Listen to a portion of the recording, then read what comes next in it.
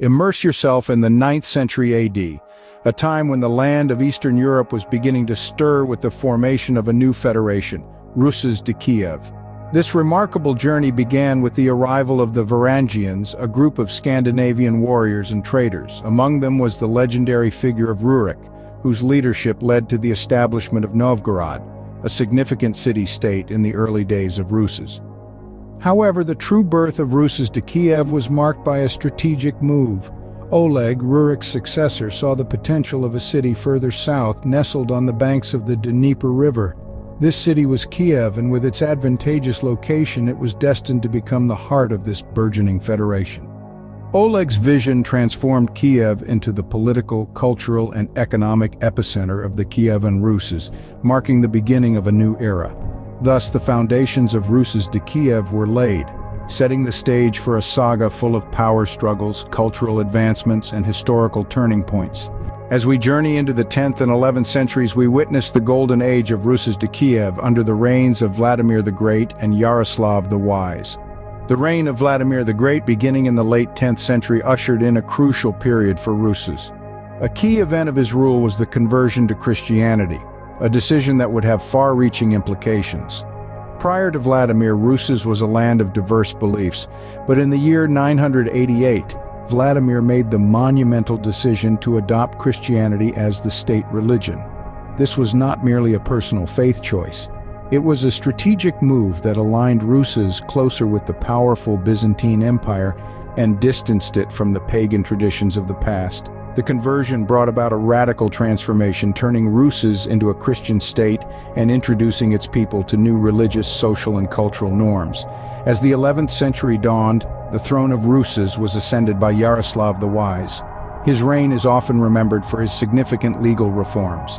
Yaroslav compiled the first legal code of Rus, the Ruska Pravda, laying the foundation for a more structured and fair society. This legal code was a vital step towards establishing law and order, and it was instrumental in defining the rights, responsibilities, and the social structure of the Rus' people.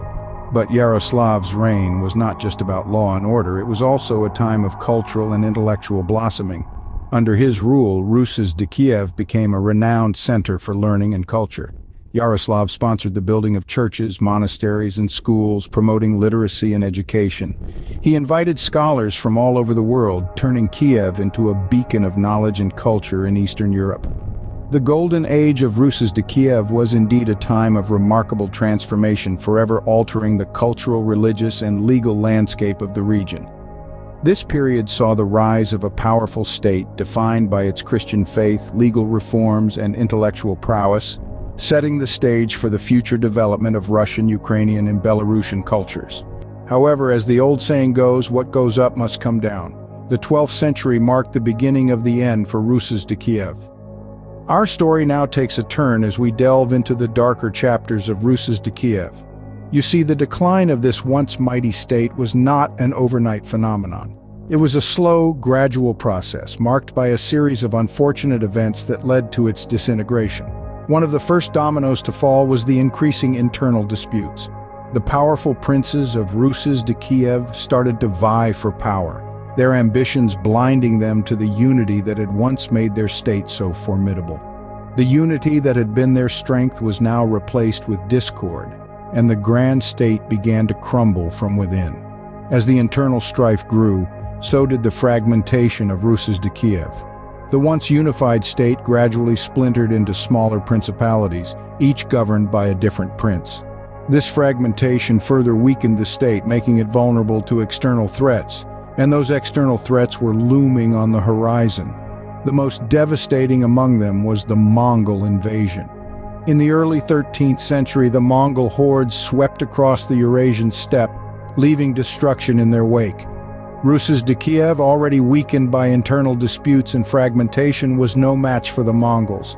The invasion was brutal and swift, leaving the once flourishing state in ruins. The aftermath was just as devastating. The Mongol rule was harsh, and the once prosperous cities of Rus' de Kiev were left in ruins. The people were subjugated, their culture suppressed, and their identity nearly wiped out. The once mighty Rus' de Kiev was no more, shattered and scattered into the annals of history. but its spirit lived on, its legacy carried forward by the people who once called it home. But that, dear listeners, is a story for another time. For now, let us remember Rus' de Kiev as it was, a grand state that rose to great heights only to fall into oblivion, a poignant reminder of the transient nature of power and glory. Despite its downfall, the legacy of Rus' de Kiev is undeniably etched in the history of Eastern Europe. This powerful federation, though no longer in existence, left indelible marks that shaped the future of Russia, Ukraine, and Belarus.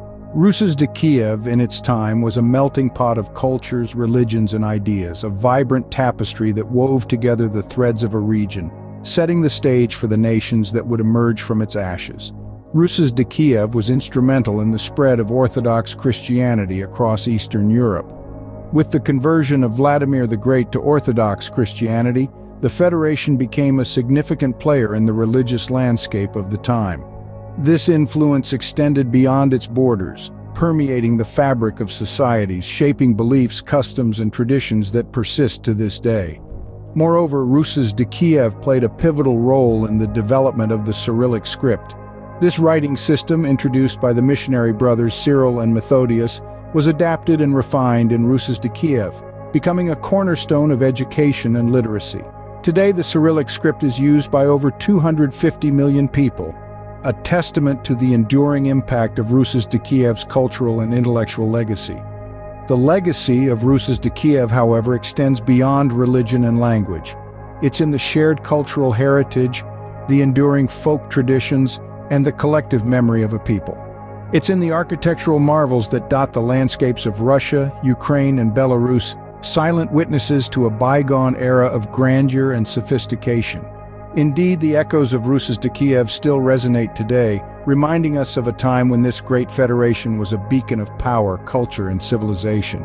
Its story, though punctuated by periods of turmoil and decline, is a testament to the resilience and tenacity of the human spirit, a narrative of rise, glory, and fall that continues to captivate, inspire, and illuminate.